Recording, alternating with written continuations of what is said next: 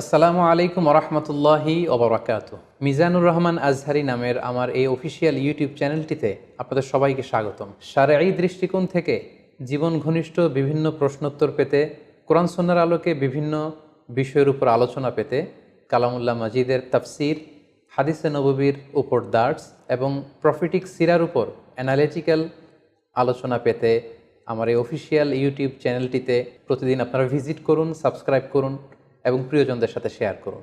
পাশাপাশি আপনাদের যে কোনো ধরনের সুচিন্তিত পরামর্শ আমাদের কমেন্ট বক্সে শেয়ার করতে পারেন।